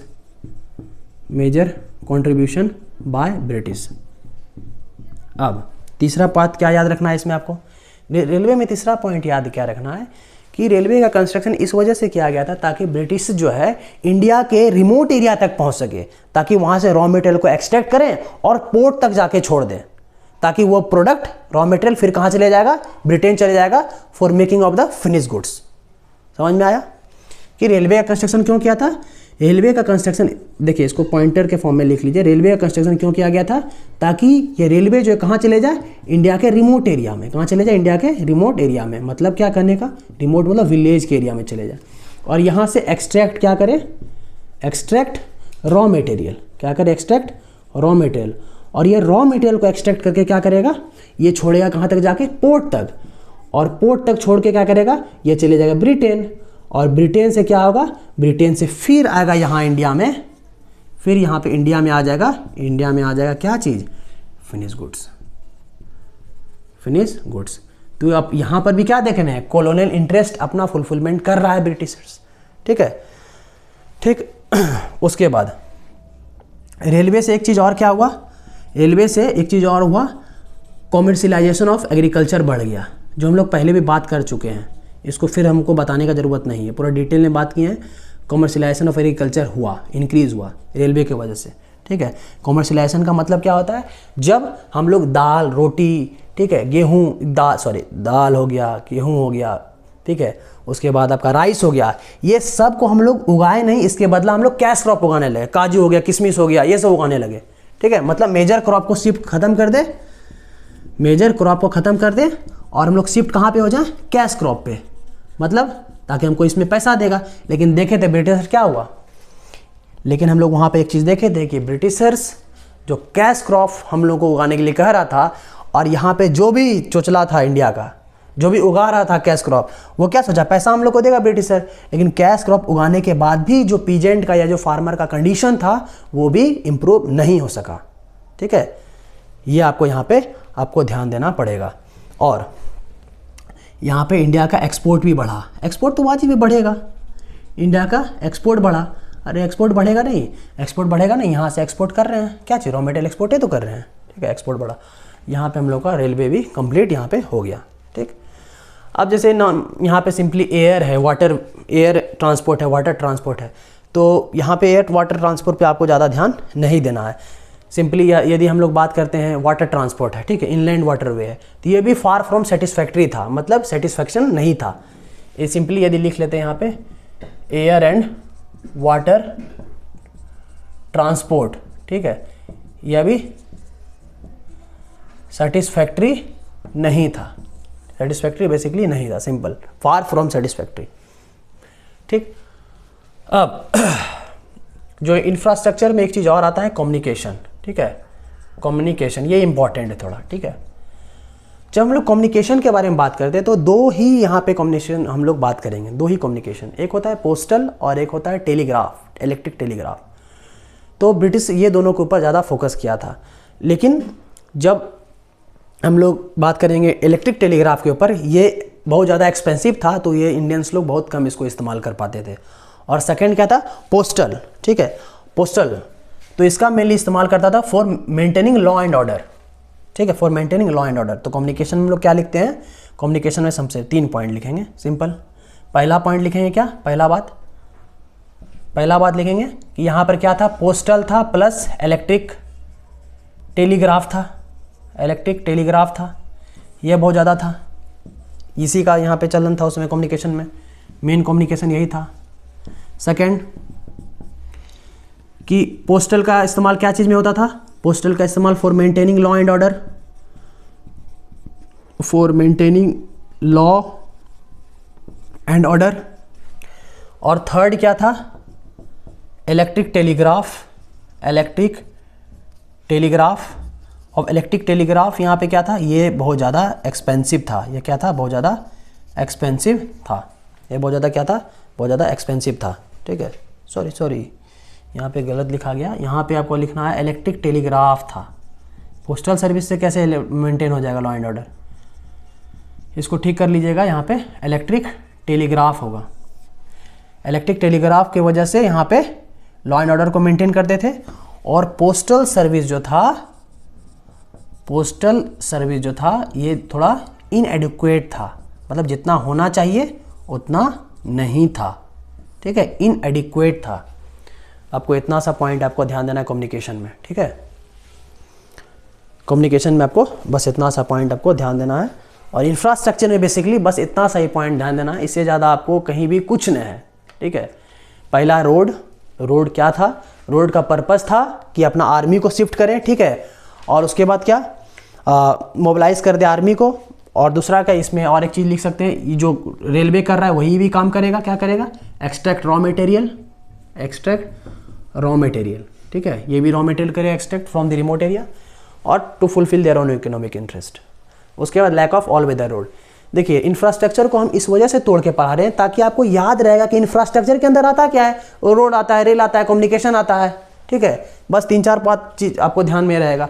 यदि आप बुक को पढ़ेगा तो पूरा एक तरफ से पैराग्राफ के रूप में रहेगा, उसको तोड़ के आपको समझा दिए। रोड है, रेलवे है, ठीक है, उसके बाद आपका एयर एंड वाटर वे है जिसमें आपको कंप्लीटली क्या लिखना है, that is far from satisfactory. और लास्ट है कम्युनिकेशन, कम्युनिकेशन में भी आपको ध्यान देना है, बस पोस्टल और इलेक्ट्रिक टेलीग्राफ, ठीक है। इसके बाद हम लोग का जो 1-2 लास्ट हम लोग का पॉइंट बच जाता है टॉपिक, जो कि है क्या, positive contribution of the Britishers and negative contribution of the Britishers.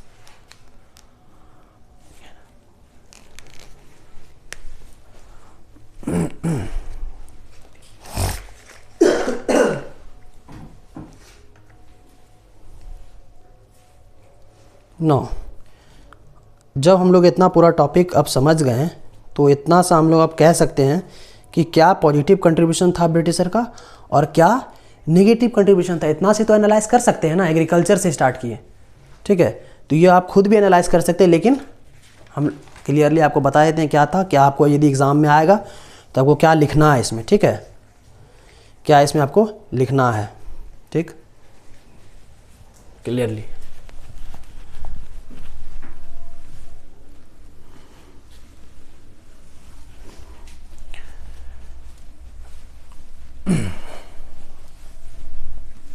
Heading डाल लीजिए पॉजिटिव कंट्रीब्यूशन ऑफ ब्रिटिशर्स।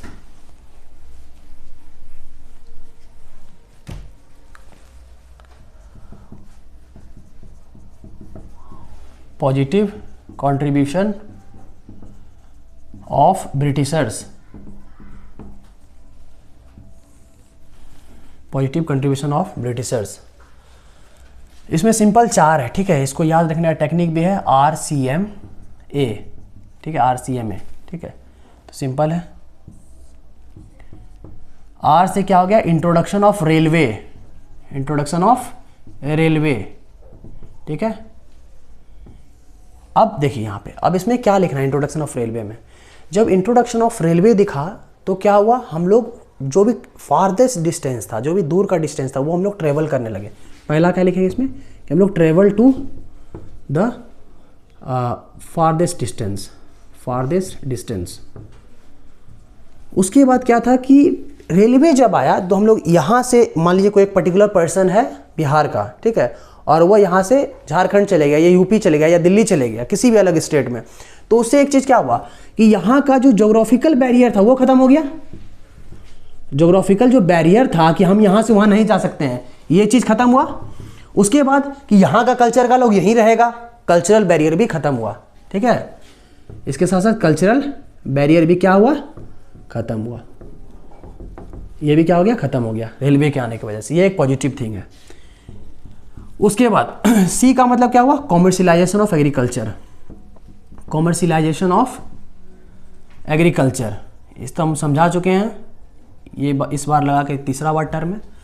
तीसरा क्या है आपका, monetary exchange of system, monetary system of exchange, monetary system of exchange.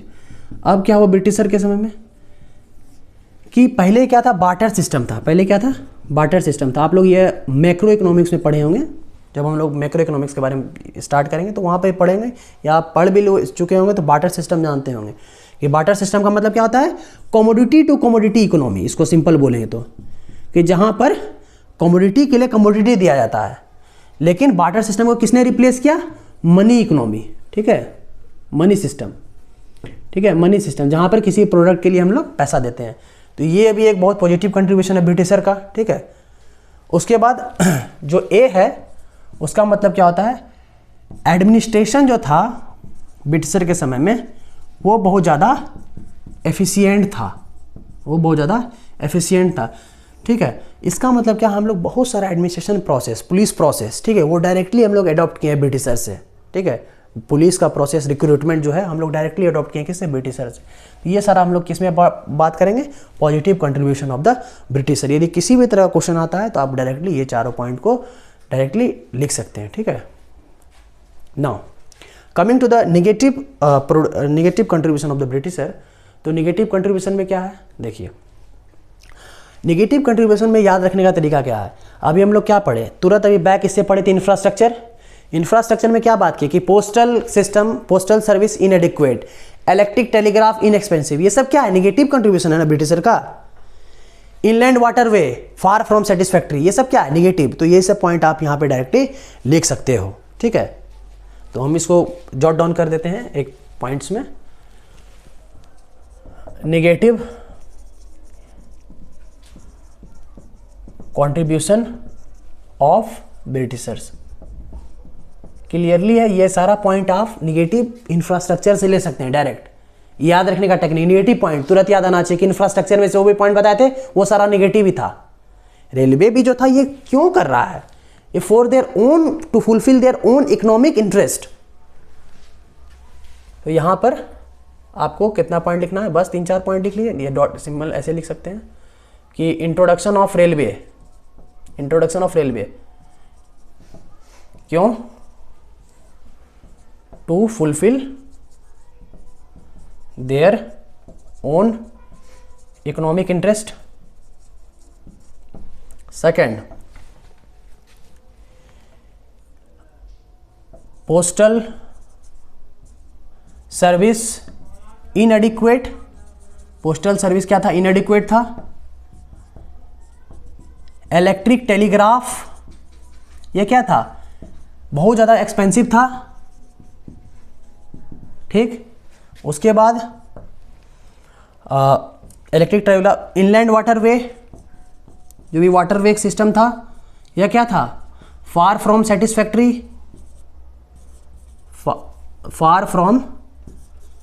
Far from satisfactory मतलब satisfaction से बहुत ज़्यादा परे था। ठीक है, तो ये सारा पॉइंट आप जो है डायरेक्टली यहाँ पे लिख सकते हैं कि क्या ब्रिटिश का नेगेटिव कंट्रीब्यूशन था।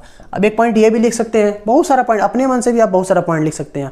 इतना पूरा पढ़ने के बाद आप किसी भी तरह का कोई भी नेगेटिव पॉइंट्स लिख सकते हैं। जैसे अभी हम लोग एक्सपोर्ट सरप्लस के बारे में बात किए थे, जिसमें कि बोले थे कि इतना एक्सपोर्ट करते हैं तो इंडिया को इतना फॉरेन करेंसी मिलना चाहिए, लेकिन उसके बदला में वो क्या करता था, मेंटेन करवाता था, अपना आर्मी भी मेंटेन कराता था। यहाँ से पैसा बेचते थे वहाँ के बिल्डिंग बनाने के लिए, वहाँ भी बिल्डिंग बन रहा है, यहाँ बिल्डिंग बन रहा है, यहाँ का एडमिनिस्ट्रेशन चल रहा है, वहाँ का भी एडमिनिस्ट्रेशन चल रहा है। तो इसका मतलब क्या है, huge cost incurred, huge cost incurred by the Britishers, ठीक है, टू मेंटेन देयर एडमिनिस्ट्रेशन, ठीक है, टू मेंटेन देयर एडमिनिस्ट्रेशन। ठीक, ये सारा पॉइंट आपको negative contribution of the britisher में ध्यान देना है। ठीक ठीक, हाँ। अब यहाँ पर क्या था कि एक पॉइंट हमसे यहाँ पर छूट गया था, एक टॉपिक था इसमें, जिसमें कि पहला ही टॉपिक था इंट्रोडक्शन के बाद का ही, उसका नाम था low level of economic development. Low level of economic development वाले टॉपिक में क्या है यहाँ बेसिकली, इसको पहले लिख लीजिए, फिर उसके बाद हम आपको बताते हैं क्या है।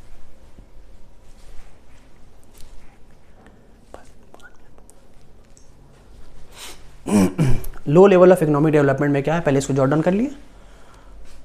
ठीक, उसके बाद हम लोग अब इसमें बताते हैं क्या है। बस कुछ पॉइंट है, बस उसको खाली जान लेना चाहिए, जो कि जब हम इतना कवर किए ही तो उसको भी थोड़ा सा कवर कर देते हैं।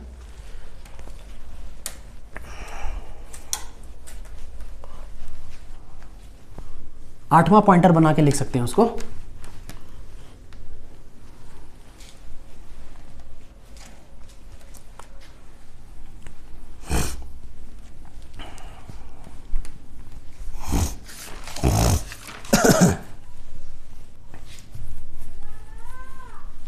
ठीक, अब हम लोग बात करते हैं, बस एक लास्ट टॉपिक ही था, वो पहला ही था, मतलब इंट्रोडक्शन पार्ट में ही था। लो लेवल ऑफ, उसको टॉपिक ही बना लीजिए, ज़्यादा बेटर रहेगा। Low level of economic development. देखिए दो वर्ड होता है, ठीक है, इसको समझने से पहले आपके बुक में नहीं दिया हुआ है, उसको समझना चाहिए आपको। एक होता है इकोनॉमिक ग्रोथ, ठीक है, बस अब लास्ट 10 मिनट का टॉपिक है, उसके बाद हम लोग वाइंड अप कर देंगे क्लास को। इकोनॉमिक ग्रोथ होता है, और एक होता है इकोनॉमिक डेवलपमेंट, ठीक है, इकोनॉमिक डेवलपमेंट। ठीक, इकोनॉमिक ग्रोथ का मतलब क्या होता है, जब आपके कंट्री में सिर्फ और सिर्फ प्रोडक्शन बढ़ रहा हो, सिर्फ और सिर्फ प्रोडक्शन बढ़ रहा हो, उससे कोई भी मतलब नहीं है आपके कंट्री में लोग खुश है या नहीं। हम क्या कह रहे हैं दोनों में कि यहाँ पर ये जो है क्या चीज़ देख रहा है, ये एक तरह से देखें तो ये एक क्वांटिटेटिव कॉन्सेप्ट है। यह क्या है, क्वांटिटेटिव कॉन्सेप्ट, और यह क्या है, क्वालिटेटिव कॉन्सेप्ट, क्वालिटेटिव कॉन्सेप्ट। ठीक, इसका मतलब क्या हुआ, यहां पर हम लोग सिर्फ बात करते हैं कि कैसे जीडीपी बढ़े। इसका मतलब क्या हुआ कि कितना मेरे कंट्री में प्रोडक्शन बढ़ रहा है, इंक्रीज हो रहा है। प्रोडक्शन का मतलब क्या हुआ कि गुड्स एंड सर्विस कितना बढ़ रहा है, देखिए ये चीज़ आपके सिलेबस में नहीं है, लेकिन आप लोग को यहाँ पे समझना चाहिए, ठीक है।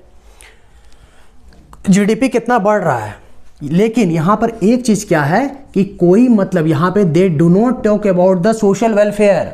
यहाँ पे पब्लिक वेलफेयर के बारे में बात नहीं होता है, पब्लिक वेलफेयर के बारे में बात नहीं होता है, ठीक ठीक, पब्लिक वेलफेयर के बारे में यहाँ पे बात नहीं होता है, ठीक।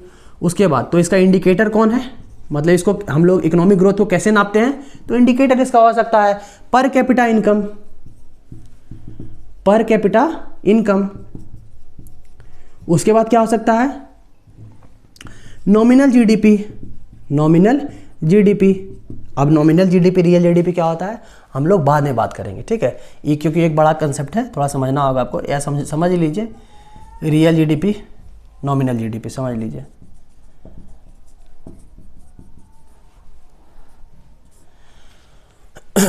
रियल जीडीपी जब हम लोग बात करते हैं तो इसका मतलब क्या होता है कि यहाँ पे हम लोग बेस ईयर के प्राइस को लेते हैं, यहाँ पे क्या लेते हैं बेस ईयर के प्राइस को, और यहाँ पे लेते हैं करंट ईयर के प्राइस को, करंट ईयर के प्राइस को। अब समझिए क्या है, मान लिए कि हम बेस ईयर लिए 2013 को, हम बेस ईयर क्या लिए 2013 को, ठीक। तो यहाँ पे मान लीजिए प्राइस है किसी चीज़ का दाम 10, ठीक है, और प्रोडक्शन जो है मेरा यहाँ पे मतलब क्वांटिटी जो है यह 10 है, ठीक। ये 2013 में ही 10 है, ठीक, 10 मतलब यहाँ पे हम लोग बेस ईयर ले चुके 10 होगा। अब उसके बाद क्या हुआ, मेरा लास्ट 10 साल यदि देख रहे हैं, 10 साल देखें या हम लोग क्वांटिटी देखें कि हर साल कितना बढ़ोतरी कर रहा है, मान लो हम 10 देखें 100 था, फिर 2013 में फिर कितना हो गया 150 हो गया, फिर 200 हो गया, फिर 250 हो गया, फिर 300 हो गया। तो यहाँ पर मेरा जो भी रियल जीडीपी यदि दिखेगा तो P मल्टीप्लाई बाय Q कर देंगे, तो यहाँ पे क्या हो गया 1000, ठीक है, 1000 हो गया। फिर यहाँ पे 1500, फिर 2000, ठीक है, फिर 2500, और फिर क्या हो गया 3000, ठीक। अब समझना यहाँ पे क्या, यहाँ पर हम लोग रियल दिखाया, ठीक है, यहाँ पे हम लोग क्या देखें real GDP on the basis of base year. अब करंट ईयर का मतलब क्या हुआ कि हम लोग का जो प्राइस है हर साल बिकॉज ऑफ इन्फ्लेशन बढ़ता है। जैसे मान लिया 2013 में कितना था 10 रुपया, अब हो गया 15, फिर हो गया 20, फिर हो गया 25, फिर हो गया 30, फिर हो गया 35, और उसके बाद यदि हम लोग यहाँ पर क्वांटिटी देखें तो 100 था, फिर 150 हो गया, फिर 200 हो गया, फिर 250 हो गया, फिर 300 हो गया, और फिर 350 हो गया। यदि हम लोग यहाँ पर नॉमिनल जीडीपी देखें, यदि हम नॉमिनल जीडीपी देखें तो यहाँ पर जो भी जीडीपी रहेगा ये तो इससे ज़्यादा रहेगा हमेशा। नॉमिनल जीडीपी जब भी रहेगा तो ये हमेशा ज़्यादा रहेगा। तो सरकार जो हम लोग को क्या बनाती है, सरकार हम लोग को बनाती है बुड़बक। कहने का मतलब क्या, जब भी हम लोग को ग्रोथ फाइंड करना पड़ता है तो ग्रोथ तभी फाइंड होगा जब हम लोग रियल जीडीपी पे फाइंड करेंगे।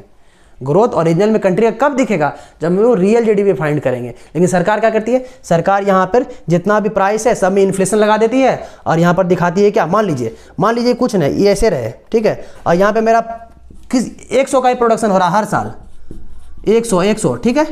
अब देखिए यहाँ पे 2013 में कितना किए, कितना जीडीपी हुआ 1000, अगला साल 1500, 2000, 2500, देख रहे हैं प्रोडक्शन स्थिर है, सामान बस उतने सा बन रहा है, 100 ही बन रहा है, लेकिन दाम यहाँ देखिए जीडीपी कितना बढ़ रहा है। कंट्री बोले वाह जीडीपी तो बहुत ज़्यादा बन रहा है, कंट्री में प्रोडक्शन ही नहीं हो रहा है, कंट्री में किसी भी तरह का प्रोडक्शन ही नहीं हो रहा है, स्थिर है प्रोडक्शन। यहाँ पर जो शो हो रहा है डिफरेंस 500 का, वो क्या दिखा रहा है, वो इन्फ्लेशन दिखा रहा है कंट्री में, ठीक है। इसीलिए सरकार हम लोग को बनाती है यहाँ पर बुड़बक, ठीक है। तो यहाँ पे समझ में आ गया, economic growth is shown by the real GDP not the nominal GDP, ठीक। अब जब हम लोग इकोनॉमिक डेवलपमेंट के ऊपर बात करते हैं तो इकोनॉमिक डेवलपमेंट यहाँ पर हम लोग समझेंगे, यहाँ पर जीडीपी तो होता है ये इंक्रीज रहे या डिक्रीज रहे, यहाँ पे प्रोडक्शन तो करना ही है, लेकिन साथ में हम लोग सोशल वेलफेयर भी देखते हैं कि क्या हम जो कंट्री में जो कर रहे हैं, ठीक है, वो सही है कि नहीं, वो सही है कि नहीं, लोगों को यहाँ पे सुविधा दे रहा है कि नहीं, ठीक है, ठीक है। इसीलिए हम लोग इसको क्या लिखे क्वालिटेटिव कंसेप्ट, ठीक है। और यहाँ पर जो हम लोग का इंडिकेटर होता है, यहाँ पर जो हम लोग का इंडिकेटर मतलब किस चीज़ में नापते हैं, तो वो हो गया जैसे HDI human development index, human development index, ये सारा चीज़ के बारे में बात करेंगे अगले नेक्स्ट फ्यू चैप्टर्स के बाद। फिर उसके बाद मान लीजिए ग्लोबल हंगर इंडेक्स GHI, तो ये सब क्या बात कर रहा है, यहाँ पे किसी भी तरह का पैसा कौड़ी का बात हो रहा है कि कौन कितना कमा रहा है, जीडीपी के बारे में बात हो रहा है, यहाँ पे सोशल वेलफेयर के ऊपर ज़्यादा फोकस करते हैं, ठीक है। तो इसको हम लोग क्या बोलते हैं, इकोनॉमिक डेवलपमेंट। यहाँ पे पैरामीटर्स नापने का क्या है, HDI, GHI, बहुत सारा पैरामीटर्स होते हैं। ठीक, अब इंडिया में लो इकोनॉमिक डेवलपमेंट क्या था, ये तो हम लोग बेसिक्स क्लियर कर लिए पूरा, क्या होता है डेवलपमेंट और ग्रोथ के बीच का डिफरेंस। किसी भी तरीके का मान लीजिए आपसे कोई पूछेगा ग्रोथ और डेवलपमेंट के बीच क्या अंतर होता है, तो ग्रोथ का मतलब क्या होता है कि जब आपके कंट्री में प्रोडक्शन बढ़ रहा हो, ठीक है, प्रोडक्शन बढ़ रहा हो या घट रहा हो, उसको बोलेंगे ग्रोथ। सिर्फ और सिर्फ प्रोडक्शन, कोई मतलब नहीं हम लोग का कंट्री में गरीब मर रहा है कि और उससे कोई मतलब नहीं है। और डेवलपमेंट का मतलब क्या है, जहाँ पर सोशल वेलफेयर दिखता है। ठीक, अब यहाँ पे हमको कुछ पॉइंट को समझना होगा, ब्रिटिश के दौरान क्या था, बस और 5 से 7 मिनट का है, क्लियर हो जाएगा। इसको पहले उतार लीजिए आप लोग।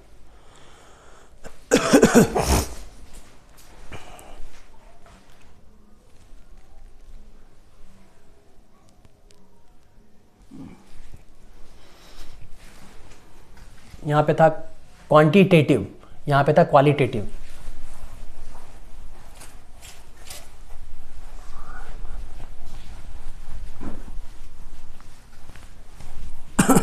हम लोग बात करेंगे low level of economic development क्या था ब्रिटिश के समय, बस।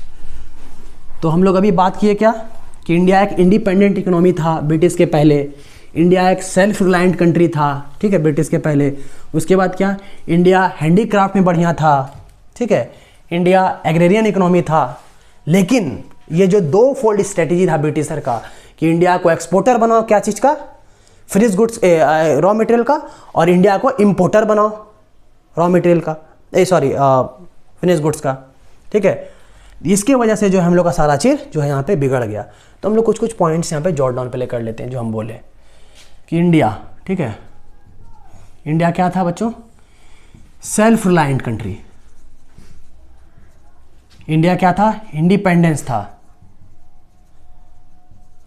इंडिया क्या था, known for its handicraft industry, known for its handicraft industry. उसके बाद इंडिया एक एग्रेरियन इकोनॉमी था जहां पर majority of the population is dependent on agriculture. लेकिन ये सारा चीज के बावजूद भी because of the commencement of the Britishers in India they distracted all the things, ठीक है। तो इसके वजह से क्या हुआ, ब्रिटिशर के आने के बाद ये सारा जो पॉइंट्स था सारा खत्म कर दिया। कैसे, because of two fold strategy, because of two fold strategy हम आपको उस समय एकदम डिटेल्ड में बता चुके हैं क्या होता है, ठीक। नो, अब इतना सा आपको जानना है इसमें। अब तीसरा बात, नेशनल इनकम। यहाँ पे नेशनल इनकम भी उस समय क्या था, इंडिया का बहुत ज़्यादा कम था, क्योंकि ब्रिटिश आ चुका था, ब्रिटिश पूरा एक्सप्लॉयटेशन कर रहा था, जितना भी रिसोर्सेज था सबका एक्सप्लॉयटेशन हो रहा था। नेशनल इनकम भी क्या था, इंडिया का बहुत ज़्यादा कम था।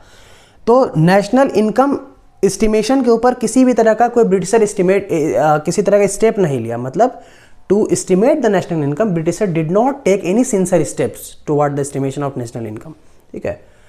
लेकिन इंडिया में बहुत सारे इंडिविजुअल के द्वारा अटेम्प्ट लिए गए थे कि नेशनल इनकम आपका एस्टिमेट किया जाए। जैसे उसमें दादा भाई नौरोजी का सबसे बढ़िया नाम आता है, वी.के. रॉय के बारे में नाम आता है। तो इसमें वी.के. रॉय का जो था वो बहुत ज़्यादा सिग्निफिकेंट एस्टिमेट था, जो कि हम लोग इंडिया में उसको उस समय उसको हम लोग सिग्निफिकेंटली उसको हम लोग अडॉप्ट किए थे, ठीक है। तो यहाँ पे क्या लिखना है कि नेशनल इनकम ही बहुत ज़्यादा कम था, उसके द्वारा Britishers did not take any sincere steps towards the estimation of national income, toward the estimation of national income. Britisher किसी भी तरह का सिंसियर स्टेप लिया ही नहीं। बट यहाँ पे बहुत सारे इंडिविजुअल के द्वारा अटेम्प्ट लिया गया, इंडिविजुअल अटेम्प्टेड। और ये इंडिविजुअल अटेम्प्ट जो था ये इंडियन थे, कोई बाहरी नहीं था, इंडियन था। जैसे दादा भाई नौरोजी, ठीक है, विलियम डिग्बी, सब याद रखिएगा नाम, विलियम डिग्बी, वी.के. रॉय। और यहाँ पर याद रखिएगा जो वी.के. रॉय का जो स्टेप था,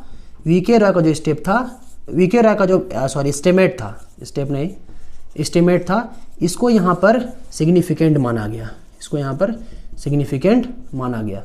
अब सिग्निफिकेंट का मतलब क्या हुआ, इसी को मतलब मेजरली यहाँ पर माना गया कि ये बढ़िया है। ठीक, अब यहाँ पर क्या कहा जा रहा है कि इंडिया का जो रियल आउटपुट था, एक पॉइंट यहाँ पे आपके बुक में लिखता है कि इंडिया का जो रियल आउटपुट था वो लेस देन 2.5% था। इंडिया का जो रियल आउटपुट था, रियल आउटपुट जो था वो लेस देन 2.5% था। एंड जो इंडिया ग्रो करा था, ग्रो एट 0.5% पर ईयर, यह कंडीशन था इंडिया का, समझ लीजिए। इस वजह से हम लोग क्या कहते हैं, low level of economic development. इतना चीज़ अच्छा रहने के बावजूद भी, इतने अच्छाई के बावजूद भी, because of the commencement of the Britishers, because of the two fold strategy कि इंडिया को एक इंपोर्टर बना फिनिश गुड्स का और एक्सपोर्टर बना रॉ मटेरियल का। ठीक, तो हम लोग का ये सारा भी अच्छाई ख़त्म हो गया। ठीक है, उसके बाद नेशनल इनकम कम था इंडिया में, ब्रिटिशर किसी भी तरह का स्टेप नहीं लिया। हमारे इंडियंस, पहला ब्रिटिशर किसी भी तरह, पहला याद रखें ब्रिटिशर कुछ नहीं किया, इंडियंस कुछ किया। ऐसे ही पॉइंट याद किया जाता है, ब्रिटिशर कुछ नहीं किया, इंडियंस क्या किया, ये सब नाम याद रखना है। और फिर रियल आउटपुट क्या था। ठीक है, रियल आउटपुट यहाँ पे क्या था। तो आज के लेक्चर में हम लोग यहाँ पे टोटल आज पहला चैप्टर को हम लोग India on the eve of independence complete किए। और उसके बाद दैट्स ऑल, थैंक। और हमारे चैनल को सब्सक्राइब कर दिए ताकि और हम लोग अच्छे से अच्छे वीडियो हम लोग और डिटेल्ड वे में बना सके। और चूँकि एग्ज़ाम आ रहा है तो वन शॉट के पर्पज़ से हम बना रहे हैं। और जितने पॉइंट्स हम लिखा रहे हैं उसको साथ में लिखते चलिए, ताकि लिखने के बाद क्या होता है आपको याद रहेगा बहुत सारा चीज़। ठीक है, दैट्स ऑल, थैंक यू।